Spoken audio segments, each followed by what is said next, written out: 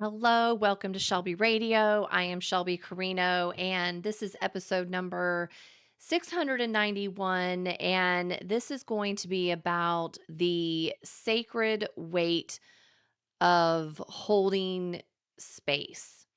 This is my personal journey into acceptance, into love, and into letting go. So, if you're new to Shelby Radio, I would definitely encourage you to go back several episodes and kind of listen to those episodes about what has been going on in my life recently with a death and dying process of a spiritual transition with my mother in law, which really has to do with myself and my husband. And so it's a journey that we are all walking out together. So if you are new to my podcast, you might find some great value in going back and listening to those other episodes. But I am going to continue on today because last week I spoke about how my mother-in-law was moving into hospice, which was full time here in our home. So last Tuesday, when I aired the episode, she actually moved in, and she is moved in and she is settled and she is comfortable. And I have to say, it's been so far a very good week. Um, She's been eating everything we've been cooking. She's been um, sitting on the couch, just binge watching all of these shows that she never got to watch that we have told her exist, and just kind of letting her run that psychic energy through fantasy, really, because it just allows someone to be in that land of fantasy. And she worked her whole life and was always in her mind, in her head, and never really took time to um, watch movies, watch TV shows. And so she kind of missed that fantasy escapism of the mind. And now is a very good time for her to have that because um, it kind of removes her from the pain or the reality sometimes of the situation. And it was really cool because the other night, Saturday night, we watched a movie, and my husband made his homemade popcorn that's like really, really good. And she made a comment. She said, "Well, this is what hospice, is and should be, is watching a movie with popcorn, and it was really cool how she said it, and it made me emotional because I knew she was in the right space, that we were in the right space, and the right things were unfolding for all of us. Um but it's really also a very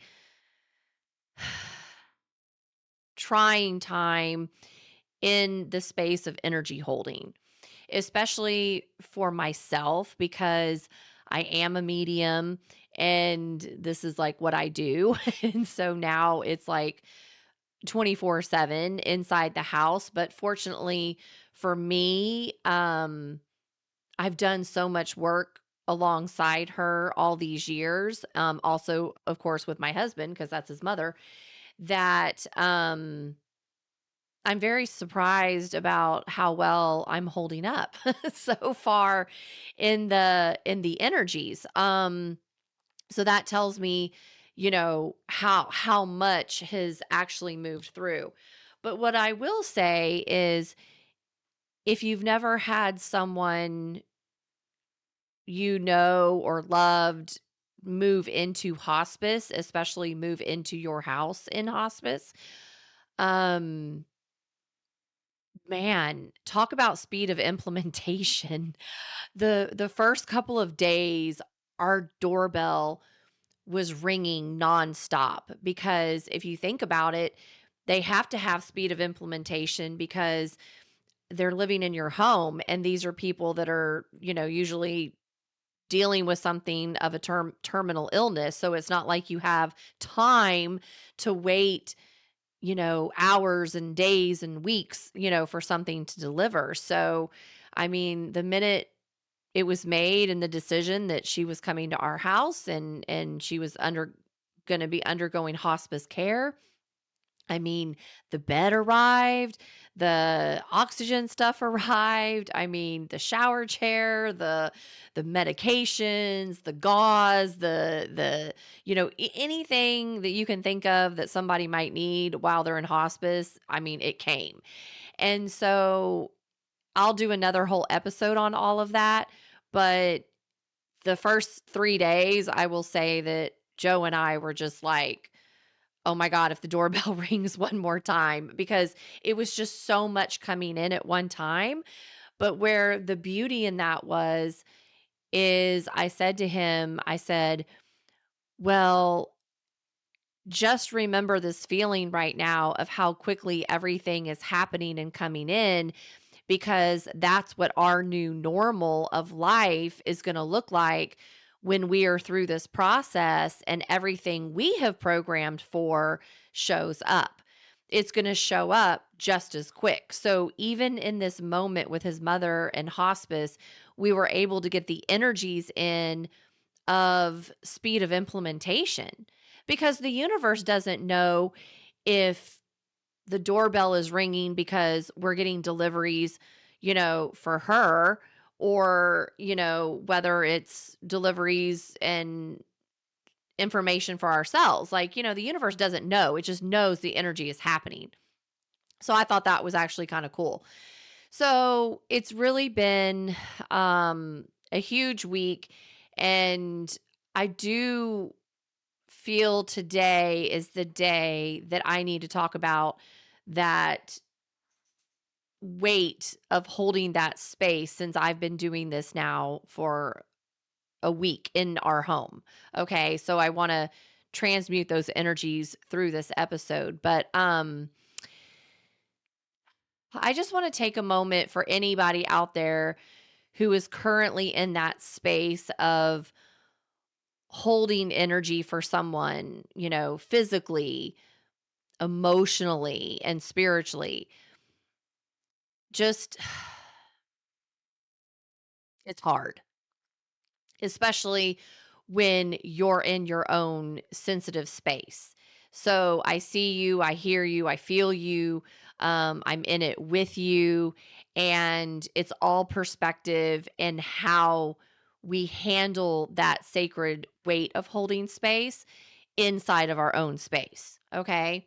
Um, so this is a deeply personal episode, of course, and it is recorded in real time as this is happening, because I am walking through this process of accepting a situation that I never thought I would be in.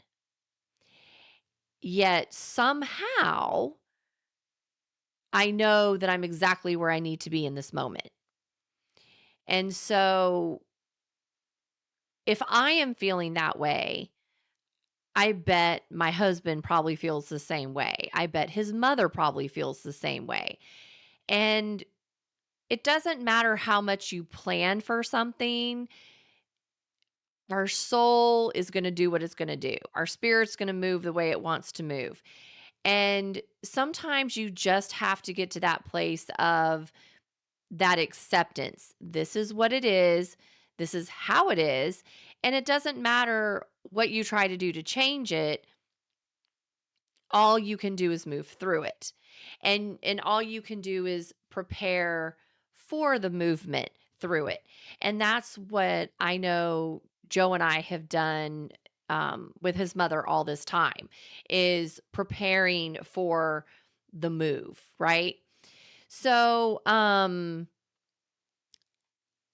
me move into what I've really come to discover this past week, which is the unexpected role of the caregiver.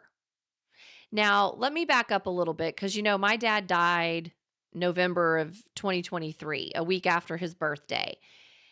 and he just died in his bed and was gone, right? So I didn't have any investment in that, right? Like it's not like he was sick and I saw him and took care of him.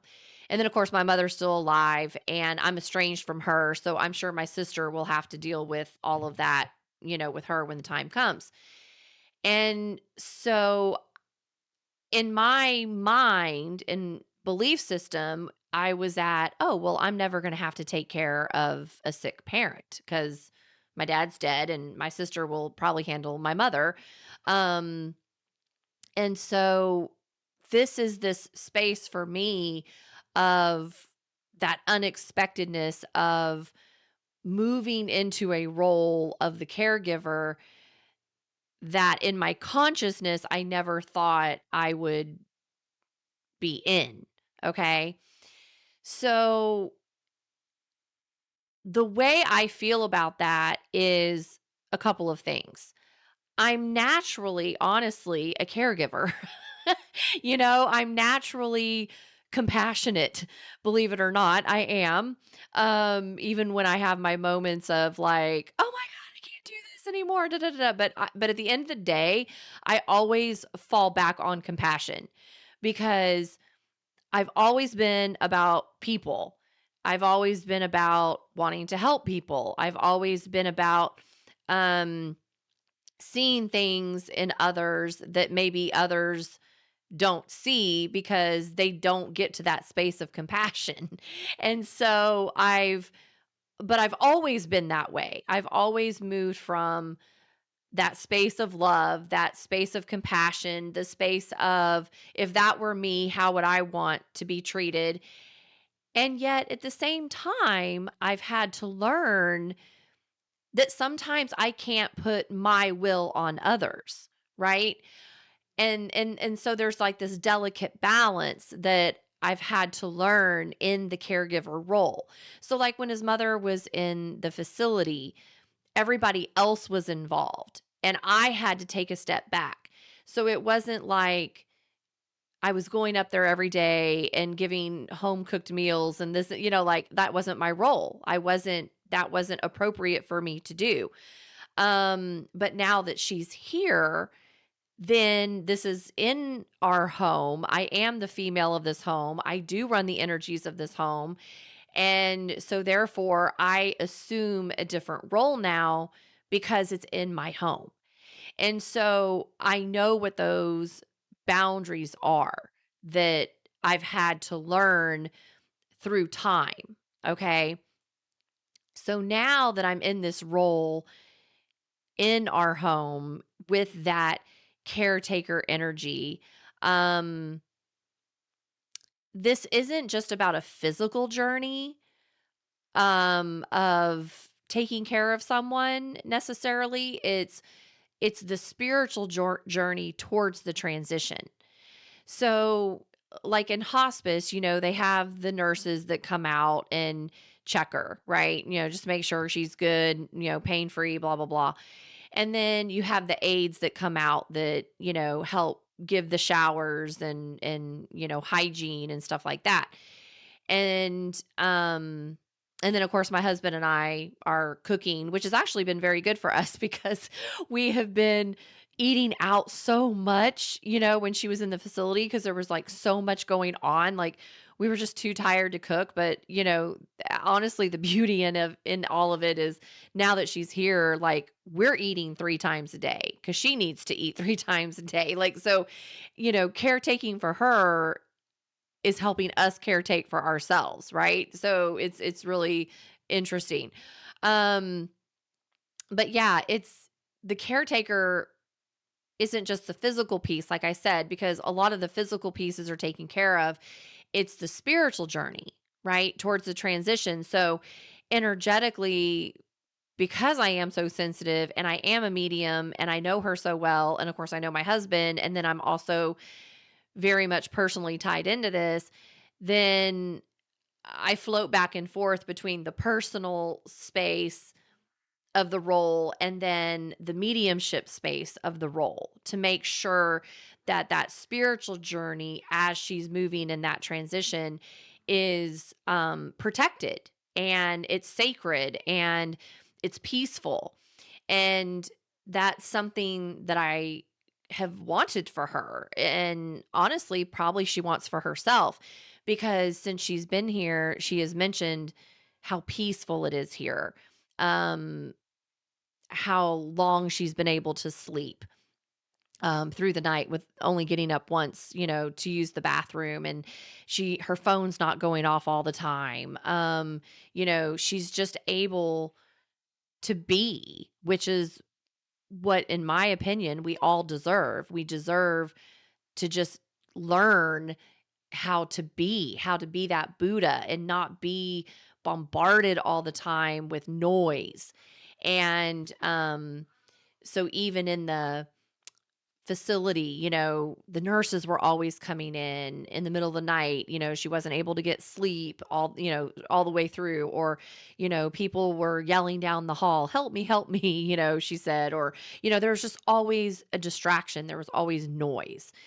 And so here it's very peaceful, right? And we have animals, and so there's just a lot of love, a lot of care, a lot of comfort, and it's the way it should be, right? So that's that spiritual journey into that transition, is to bring that forward for someone, if you have that opportunity to do that. So let's see. Of course, I was surprised that this happened, even though I knew somewhere it was going to happen. I was just like, oh no, maybe she'll check out before she ever gets to the house. But then it was like, I'm so grateful now she's here. Does that make sense?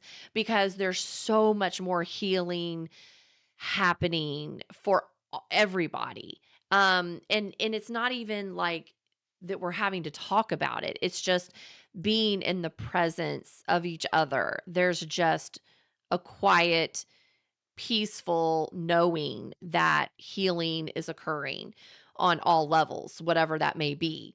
So I never imagined that I would be doing this, but I've noticed that there is a huge important piece to this of honoring the sacredness of the role of the caregiver, even when it's not what I actually consciously wanted or envisioned that I would be doing, but yet it comes from this space of gratitude because there's a lot of wisdom to be gained.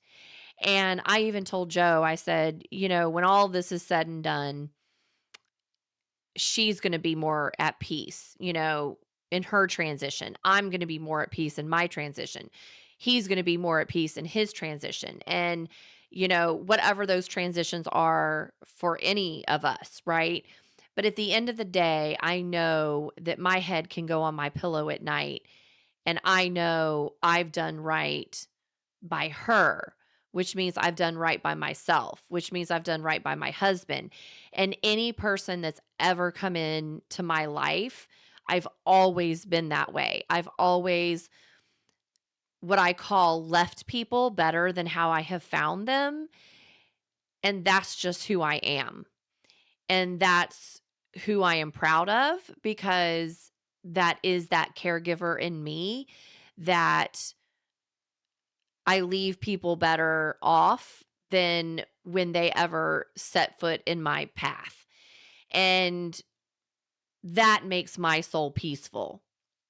Um, and so now that I'm in this position, um, it's just adding to that, right? It's just adding to that. And I guess I want to interrupt for a second and tell a story. There was back in the day, this is before I ever met Joe. And this is when I had actually just started waking up.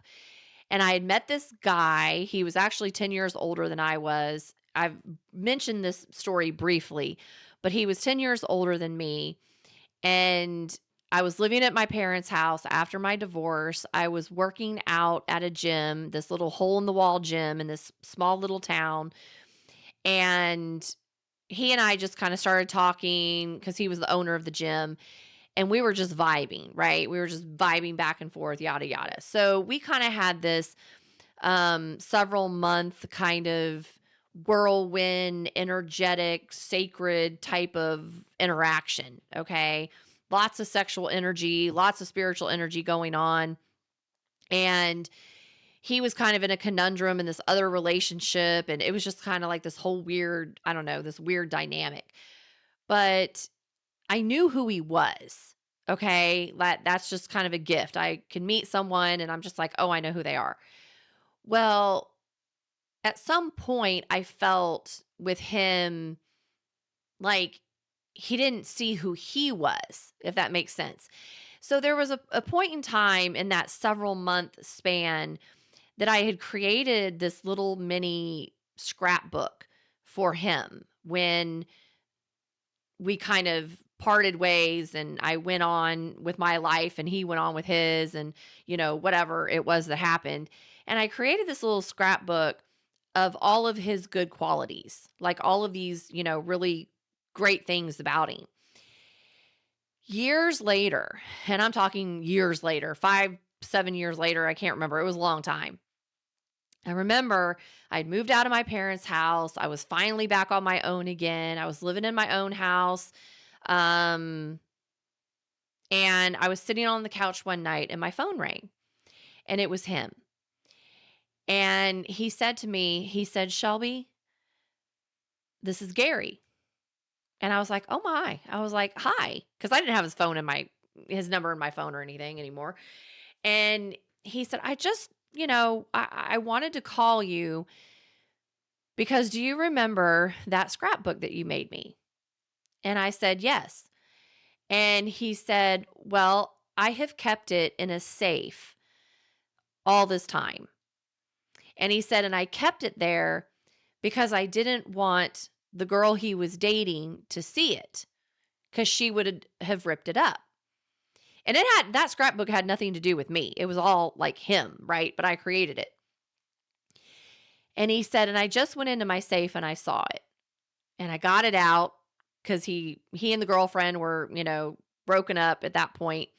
So he said, I just saw it in my safe and I got it out and I was looking at it and it brought me to tears." He said, "That is the nicest, sweetest thing anyone has ever done for me." He said, "You always saw me."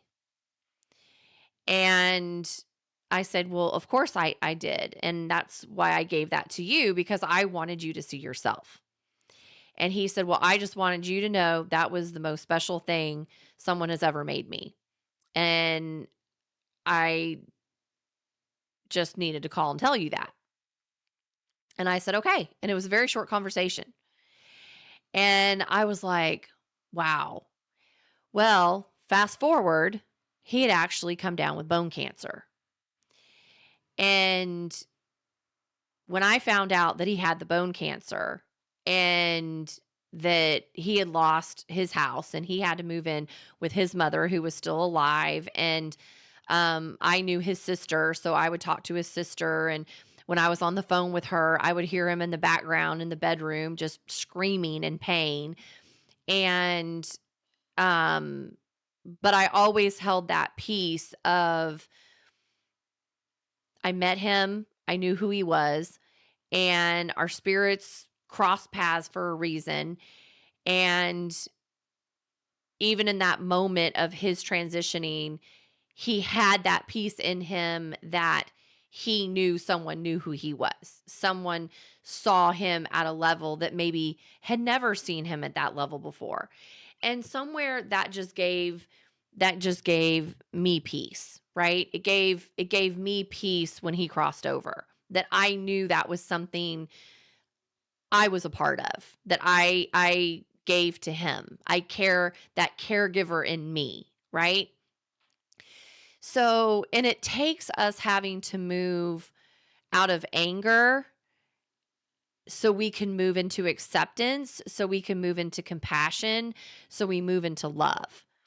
And I know I've had to process a lot of this energy for my husband, right? Like I've had to move through a lot of anger. I've had to move through a lot of judgments, even if they weren't mine personally. I had to experience those things to bring back in what I needed to. And I've done all of this from the male side, okay? Which tells me my dad ran a lot of this judgment or whatever, right? On the masculine side. So of course it had to clear through me so I could experience it, right? So I guess what I'm trying to say, oh, there's my cat. Hi, Charity. If you're watching me on YouTube, Charity just like jumped up behind me. Okay. So I guess I have to say that acceptance doesn't always come through ease, right? Sometimes it's through the surrender when you feel like you don't have anything else to give, right? So I think I have, there goes Charity all over my, Charity is working this episode. So she's just going to hang out behind me. Thank you, Charity. I am on now. She's actually sitting in front of my neon sign that says on air, but she's sitting in front of air, the word air. So all you see now is the word on. Okay, but anyway, thank you for that pattern interrupt, Charity. It was getting a little serious in here. Okay.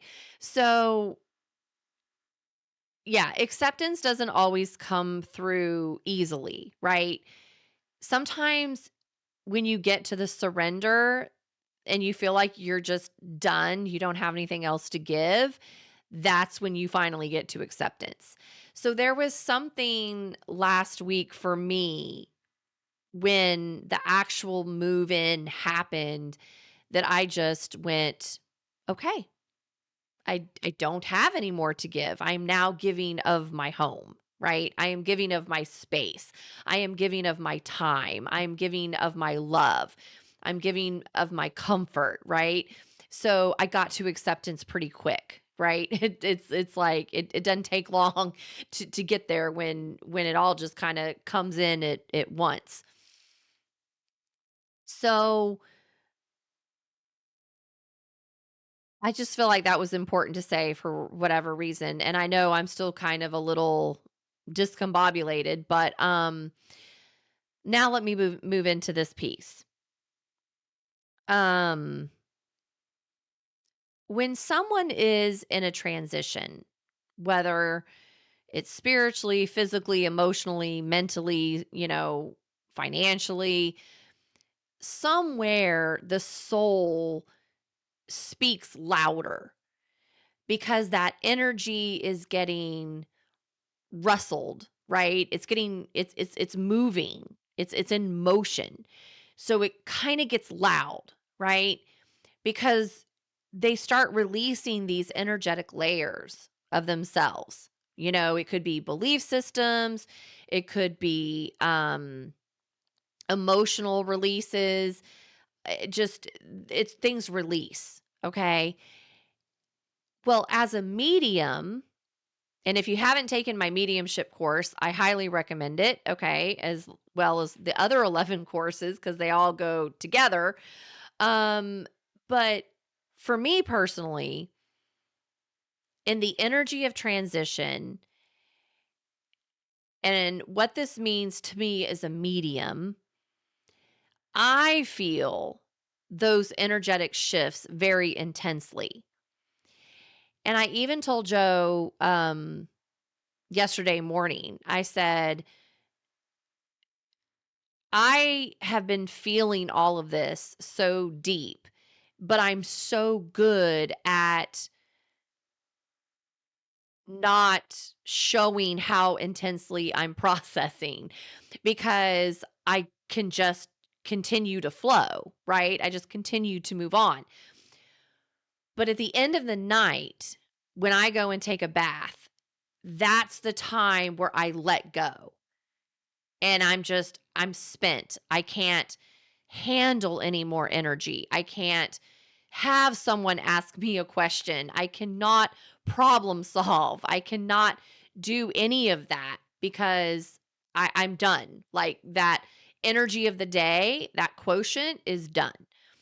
So I think it was Sunday night, I had taken a bath and his mother had uh, gone into the bedroom and we were kind of closing down the house. And of course, we still have Jasper, the puppy. And, Joe was kind of asking me some questions about, what are we going to do with him with this potty training or whatever? I don't know. And I could feel that he was overloaded. And so he was trying to push an emotional energy on me with the background disguise of let's talk about this puppy situation. And I picked up on it and I was like, this isn't about the puppy. This is about you. And this is you trying to poke me to create a fight because you're trying to release steam. Right. And I knew that because I know his pattern. And so I had to say to him, I was just like, okay, this is not about the puppy. This is no, like I'm overloaded. I've had a bath. I have not had any downtime. Like I cannot deal with this right now. And so he was just like, but why not? This is just a logical conversation. I was like, no, this is not logical. Like this is you're pushing. And so I was just like, we'll talk about this later. So I go in the bedroom and I go to bed. So yesterday morning, I said to him, I said, listen, I said, I have not had any downtime, even um, the way I have downtime, where I sit on my chair on the couch, his mom sits there. It's easier for her. I haven't been watching, my routine has gotten changed. And so I haven't had downtime to just let my brain settle, let my energy settle because I'm holding so much of this space. So I said to him, um be aware of that because I am a medium, of course, and this is what I'm doing. And then finally I cried a little bit and he hugged me or and all that and I just kind of like had this emotional release which I really needed to have. Because sometimes even your partner, even if they know who you are, they recognize that they're overloaded themselves. But because I am aware of who I am and because I am aware of how much I take in, then it's my responsibility to, you know, Charity. Oh my gosh. If you're watching on YouTube, you're just seeing Charity work her process over here, like kind of scaling down the furniture behind me. Okay. Thank you, Charity, for that comic relief. But um it's my responsibility to be aware of my feelings and my overload and express that, and release it as much as I can. So, um especially, if Joe's overloaded himself. But then there's a time in the partnership where your partner goes blind and doesn't see it and then you have to like point it out and be like, "Okay, listen. This is where everything's at." So, what it's like to actually house that type of weight, um, it can be very exhausting. There's exhaustion in it, like you feel it in your body. There's an emotional buildup, and that's really where I'm at. I'm not so much at exhaustion. I think Joe ran that. I'm more at the emotional buildup of this process. I'm at the place of the sense of losing my space and my routine, which honestly, I'm sure that's exactly how his mother feels. To lose her house, to lose her space, to lose her routine, because I'm picking that up in my world, right? And also the part of me that's also dealing with where I feel like I've almost disappeared energetically, if that makes sense, because I'm absorbing so much energy. So I'm learning that I've really had to keep in parts of myself. So just this last week. So it's like, thank God I can still go to Pilates, right? Um, but even yesterday, no, Sunday, I went to Pilates and I did this class that normally I could do. It was a level 1.5 class, right? It was like more advanced.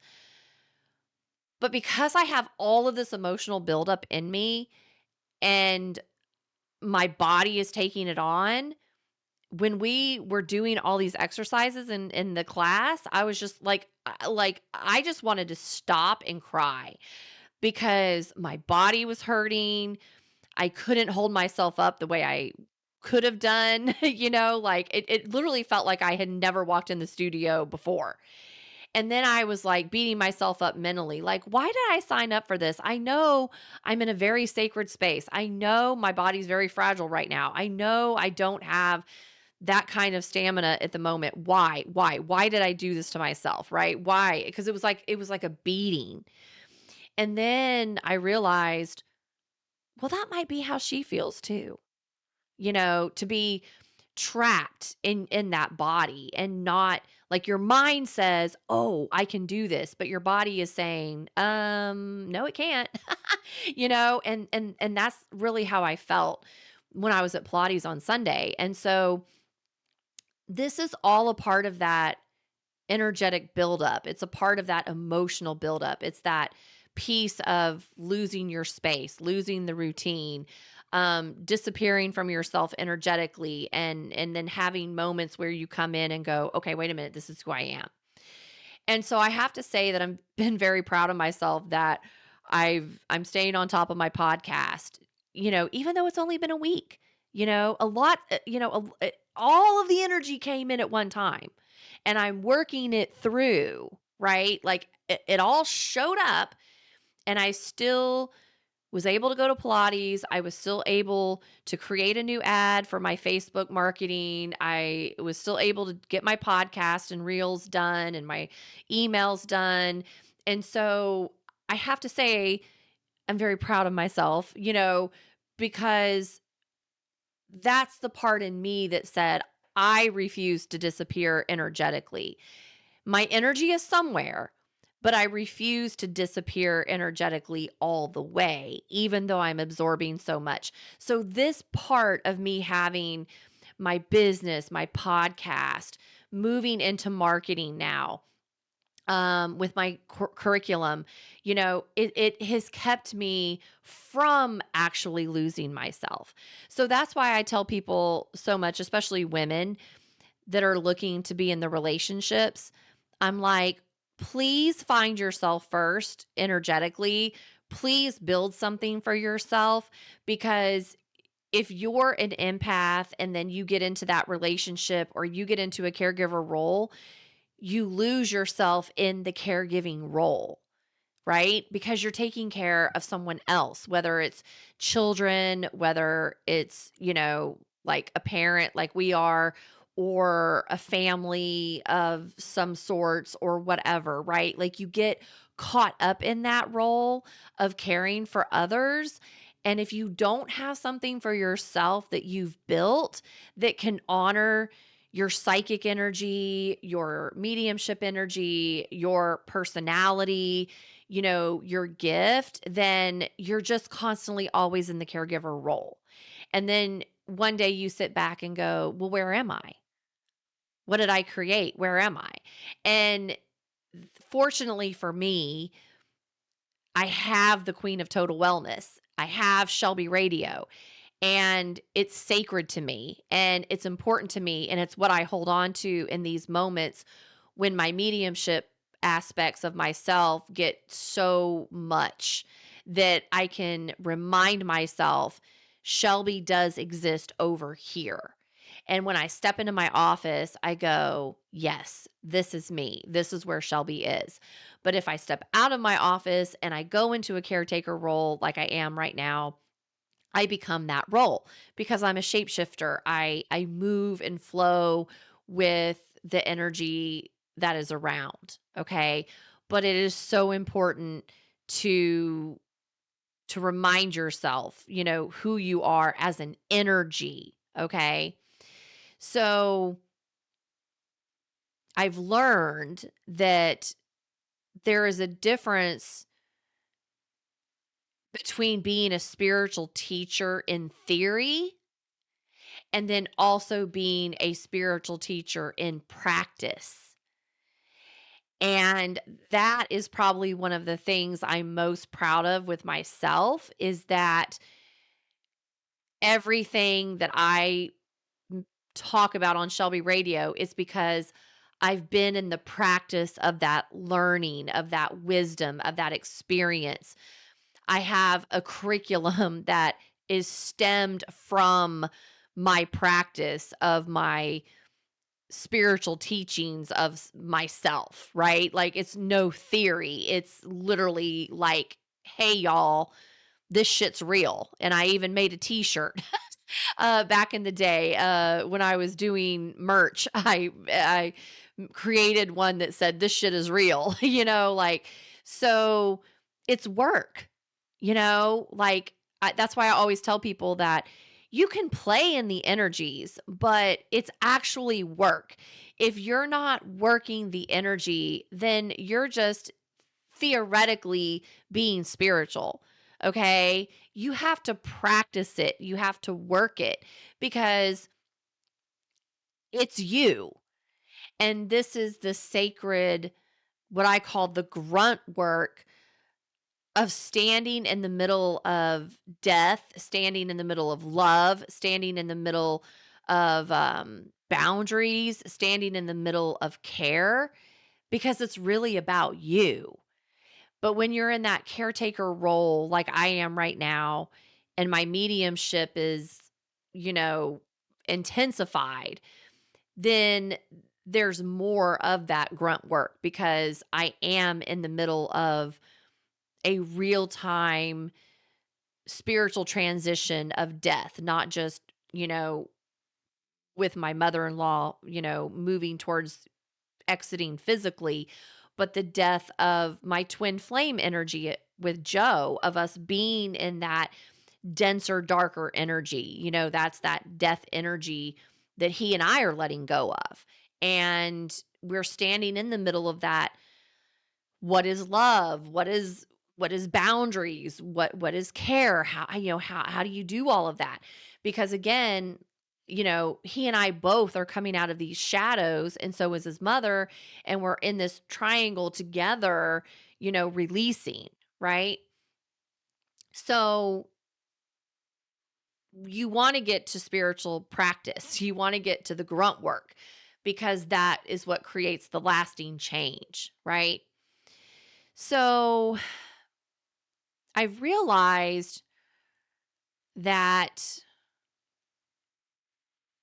through this week, and honestly longer than that, that there is the hidden grief or the quiet losses that I've been noticing. Like, um, maybe one small little grief is not being able to sit in the chair that I always sit in at night with Joe and holding hands and watching our shows and letting the dogs sleep on the chairs with us and stuff like that, right? Like that's been a little bit of a loss for me. But yet on the flip side of it, it's also nice to see, her be able to sit there and watch her shows and just be comforted and be at peace and me be in service, right?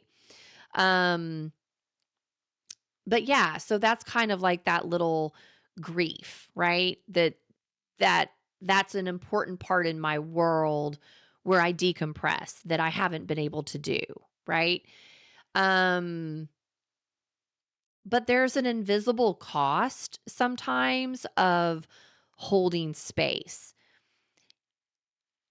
And yet there is an importance of honoring what maybe those little itty bitty minor losses are, because they are little cracks in our human self that says, I need care too, right? And I don't think I even realized that until 2 nights ago when I was in the bathtub, and I really felt that loss of the chair that I sit in every night, you know, to decompress. And so just that one little thing was, wow, I think I need some care, because I just flow and I move through life and, you know, didn't realize how much energy I've been taking in. And then I look back and I'm going, well, gosh, I should be proud of myself that I can do it now where it just seems easy. But I need care too, right? I need care too. So even though I haven't necessarily been able to cry like I did yesterday morning a little bit, but um just because I haven't gotten to the full tears yet, it doesn't mean that I'm not grieving. Or maybe it doesn't mean that you're not grieving if you've been in this situation before. It's just that I know for me, I'm holding so much space and I'm processing so much that I have to wait for the safe moment to release. I just can't flip out and cry, right? There's a moment that's going to come, and I feel it. I don't know when, but I feel it, that there's going to be this huge moment, maybe when she passes all the way out, that I am just going to soul cry, just cry and release and let go and free all that space, right? So again, I go back to acceptance. Acceptance for the place that I'm at now and how proud I can be and you can be of yourself if you've been in this situation, to move from resistance of something or move from the shock of it and get to acceptance quickly. Not necessarily of death itself, but what the assignment is in your life right now that you were given in this moment in time, in this season of life. So I can say for Joe and myself that as his mother has moved through all of these different ailments, and we have thought so many times that she was going to be gone, that she was going to die, and just never did happen, right? We've moved past the death, okay? Because the assignment is for us to be the caregiver. The assignment is to spiritually walk her home in our home and give her things that she may have missed, right? And so knowing that's the assignment in this season, it makes it easier to accept it and rejoice in that. So I want to offer something to you. Sometimes the most profound growth never comes from what we chase, but from what is actually placed upon our feet. And I know for me, because I do energy so well, I've always chased energy instead of the energy chasing me. Does that make sense? So if there's something that I've wanted, I've always been like, oh, I'm going to go chase that. I'm going to go after it. Instead of sitting back and allowing for something to be placed at my feet because I've done the work. I've done the spiritual work. I've done the spiritual um movement.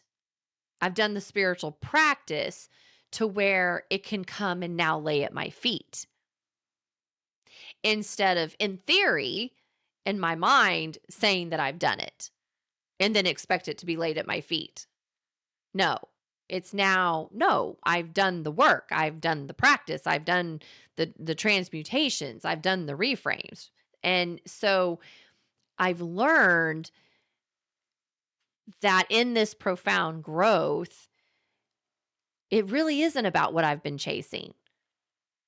It's about what I now need to allow and accept to be placed at my feet because I am in alignment with what is to show up in my life in every season.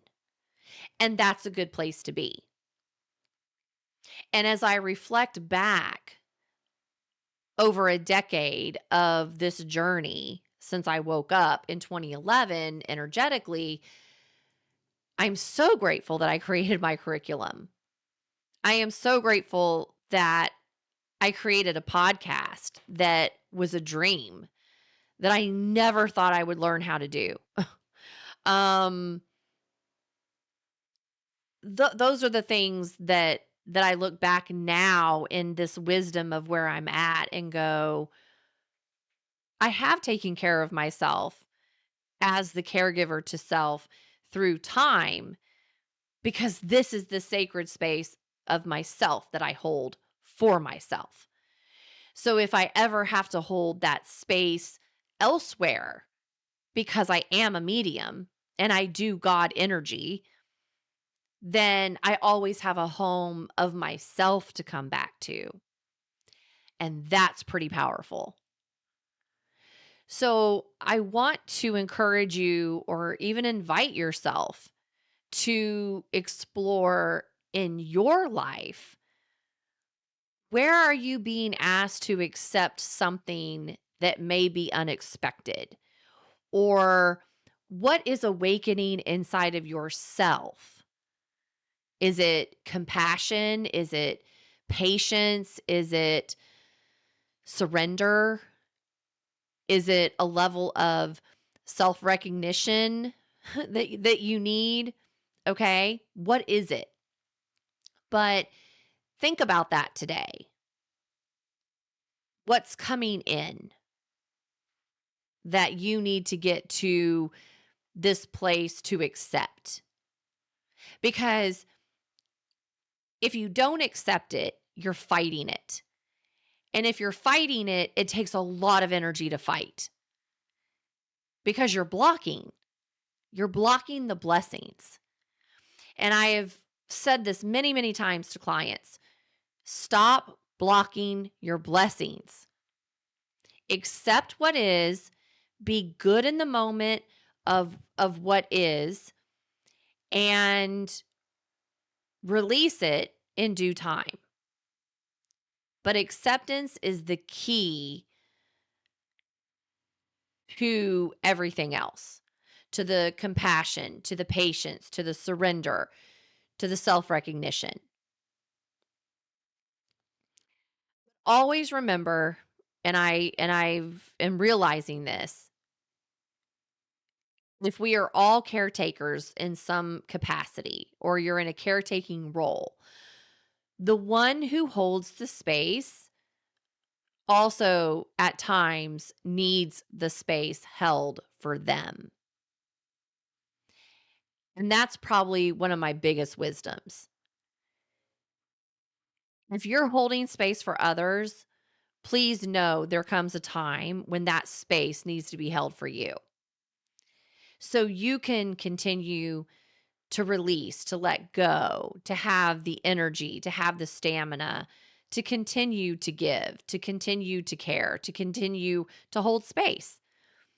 Because if you don't have that same thing done for you when you need it, you're not effective for other people. Um So it's okay in any type of space to say, I need help.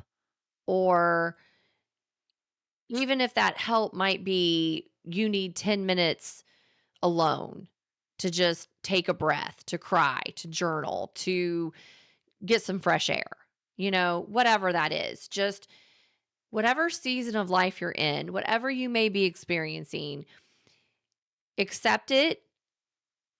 Realize the space you hold for yourself, realize the space you hold for others, and then realize when you need your own moment to self.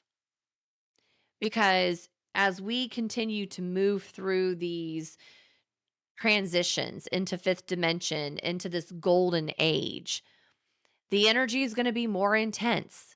Okay. The emotions are going to get higher. And we're going to have what I call are these timeouts. Okay. So there is always an end to the season that we're in.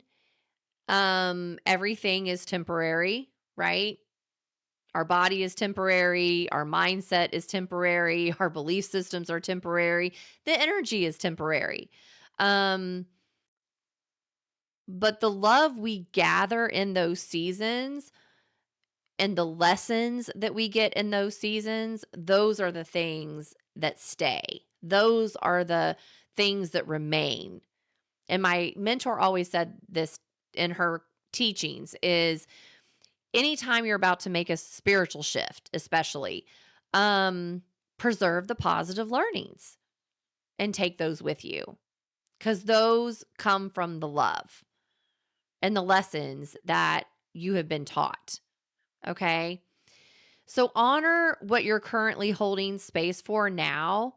Release that need sometimes to be strong all the time. I know that's been a hard one for me. Cuz I've always been that person in my family dynamic or relationships, like I'm always that strong one, but release that if you can, if it's appropriate.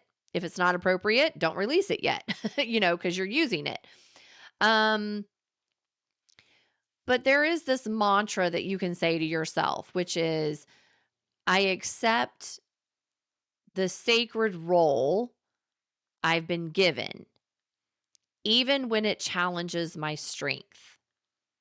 I allow love to flow through me, not just for others, but also for myself. It's a very powerful mantra and affirmation. I accept the sacred role I've been given, even when it challenges my strength. I allow love to flow through me, not just for others, but for myself. And if you have my book, The Art of Process, you may want to take that mantra or affirmation and do the 70 times 7 on that. If you need to move some energy through you and remind yourself of the role that you're in. Okay? So just if you're into journaling, something that you could do is make a journal prompt that says, where in my life am I being asked to accept something I didn't expect? And what is it teaching me about myself? And take 21 days to reflect on that. That's a very powerful prompt. Where in my life am I being asked to accept something I didn't expect? And what is it teaching me about myself? And like I said, take that 21 days and look and see what shows up in your world every day that keeps showing you, you need to accept this. What are you learning from that? You need to accept this. What are you learning from that? You need to accept this. What are you learning from that? And just see what the theme is at the end of that 21-day period. All right. So looky there, I am almost at an hour exactly. So I'm going to end it there. I hope you gained something from this episode today and transparency. And I will be back same time, same place next week with a lot more. And I don't even know what that means yet. So until next week, thank you for listening. Share this with someone you know could use the message. And I'll see you here, same time, same place next week. Take care.